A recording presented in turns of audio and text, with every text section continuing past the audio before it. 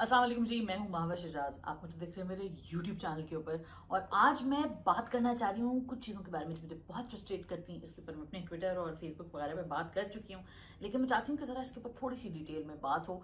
तो here are the 12 things which I want drama writers to stop doing. ये 12 चीज़ें please drama writers, content producers, directors, channels please करना बंद कर दें, because we all see it and हम लोग तंग आ चुके हैं ये चीजें देख देख के। और इस पर अगर आप मेरे सोशल मीडिया पे जाएं तो और भी वहां पे बहुत सारे लोग अपने रोने इसमें ऐड करके बैठे हुए हैं। तो लेकिन ये मेरे 12 पॉइंट्स लिखे हैं, तो इसके ऊपर मैं चाहती हूँ थोड़ी सी बात हो जाए।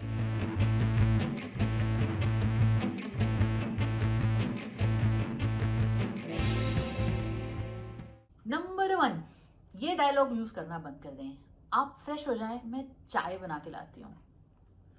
यार मतलब कितनी दफा ये माएँ, भाभियां, बहनें, बेटियां, बीवियां ये बोलती हैं, और मुझे ये डायलॉग इतना इरिटेट करता है क्योंकि और कोई तरीका नहीं है मेरे ख्याल से हमारे यहाँ ये जुमला बोलने का। और ये फिलर जुमला जो है हर जगह हम जो घुसा देते हैं, मतलब प्लीज प्लीज चाय आ जाएगी, चाय ले ही आता है, मतलब ये क्या जुमला है। आप प्राइम टाइम वेस्ट कर रहे हैं और इतना प्रेशियस टाइम जो ऑडियंस लगी हुई है आपकी कहानी को आगे बढ़ने के लिए, और आपके कपड़े इस्त्री कर दूं, मैं आपका ये ले आऊं, मैं आपका ब्रीफ केस रख दूं, नहीं, नो।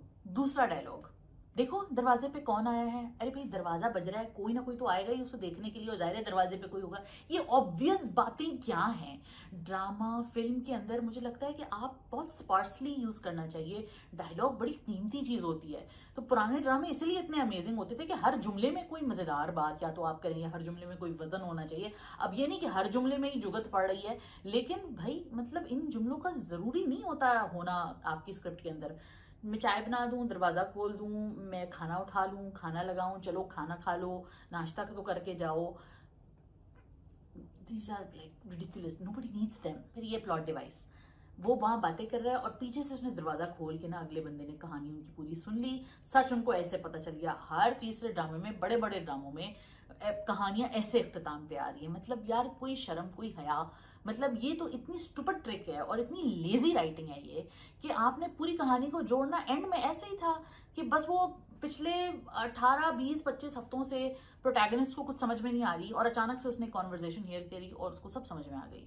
ऑलरेडी आप उसको लीड अप कर रहे थे इस पॉइंट पे कि जिसको उसको या तो उसको खुद समझ आनी चाहिए।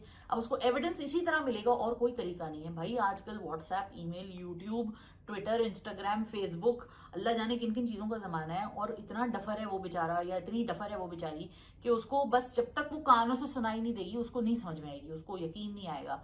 तो यकीन दिलाने के और भी बड़े तरीके होते हैं। अब तो आप you can walk in on something, और you can see something for your own self, और भी तरीके होते हैं। नहीं मुझे नहीं, मैं नहीं बता रही कौन से तरीके होते हैं। You are the writer, you guys get paid for it, you are the content producers, you are the content heads, you figure it out. But please stop doing this is lazy writing. Flashback, भाई एक ड्रामे में, अक्सर ऐसे ड्रामों में ऐसा हो रहा है कि 40 मिनट के एपिसोड में 25 मिनट फ्लैशबैक होते हैं, और फिर वो दूर तक चले जा रहे होते हैं। भाई सीन देख लिया हमने, पता है, हमने पिछली एपिसोड देखी, मिलियन व्यूज हम जैसे लोगों की वजह से ही आ रहे हैं। तो हम देख रहे हैं, हमें पता है उसने पिछले ड्रामे में क्या कहा था।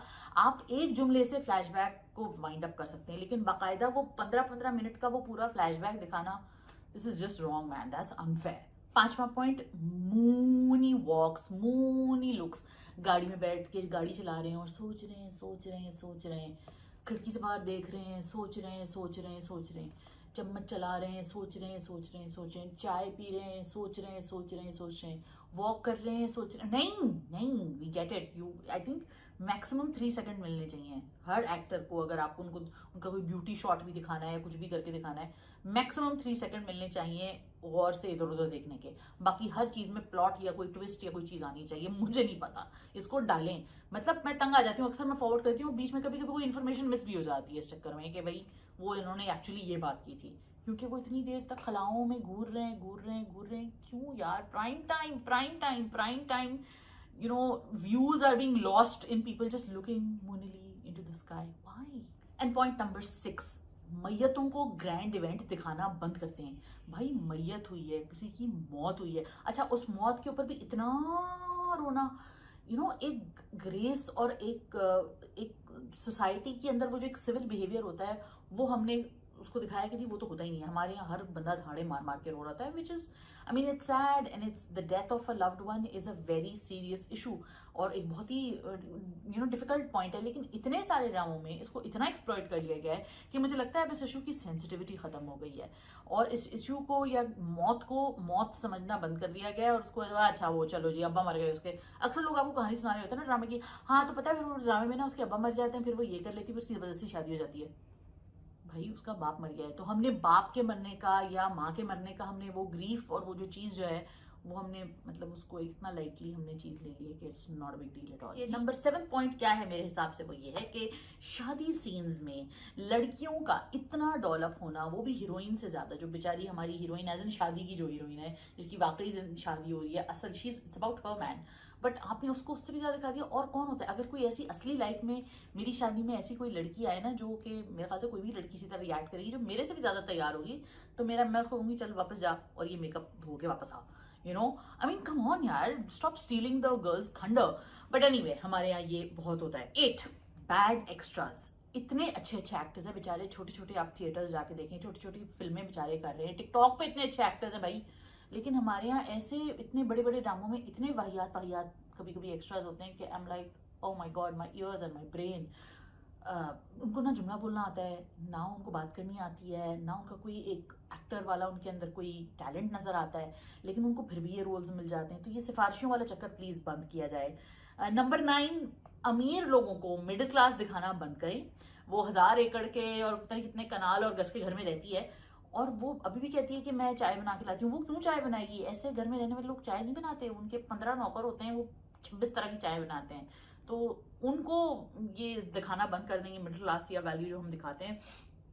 इसी तरह अमीर लोगों को ये दिखाना भी बंद करें कि वो घर में हर वक्त फैशन शो चला रहे होते हैं, नॉर्मल तरीके से भी ड्रेस करते हैं, नॉर्मल कपड़े, नॉर्मल बाल, नॉर्मल मेकअप उनका भी होता है और नॉर्मल वो बच्चे प्यारे लगते हैं नॉर्मल दिनों में भी, इसलिए क्योंकि वो अमीर होते हैं।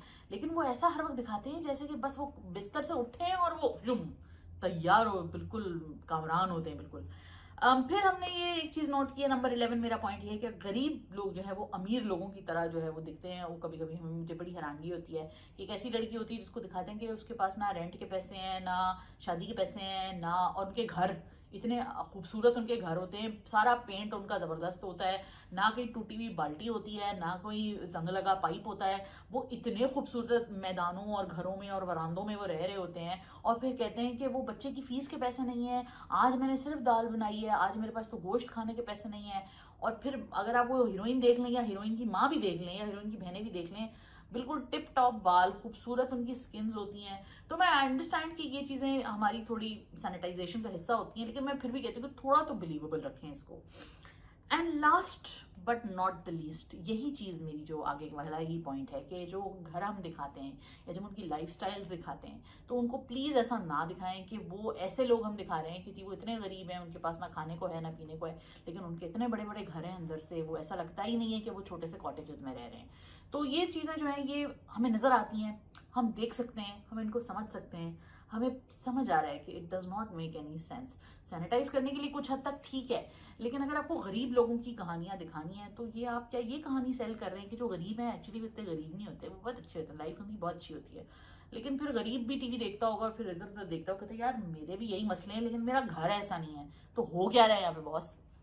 So anyway these were just my grievances. और कमेंट्स में मुझे आप लोग बताइएगा, मजीद बताइएगा कि व्हाट यू वांट कि हमारे ड्रामा लिखने वाले और ये राइटर्स जो हैं वो ये दिखाना बंद करें या ये डायलॉग्स बुलवाने बंद करें, क्योंकि हम ये डायलॉग्स इतनी दफा सुन चुके हैं कि ऐसा लगता है कि सबके पास वो जो नहीं है एक वो जैसे एग्जाम्स में पेपर आता है, गाइड आती है जैसे पढ़ने के लिए, तो सारे राइटर्स के पास वही गाइड जाती है कि बस इसी में से आगे पीछे करके सारे लिख दो। So let me no in the comments, जो सबसे अच्छे कमेंट्स होंगे उनको फिर मैं फीचर करूंगी। और आप मुझे बाकी ये बताइए कि ये सारे आपके जो मेरे जो पॉइंट्स थे इनसे आप अग्री करते हैं, नहीं करते हैं। Let me know what you guys think. अपना ख्याल रखिए, be back with more videos soon, take care of yourself, खुदा हाफिज़।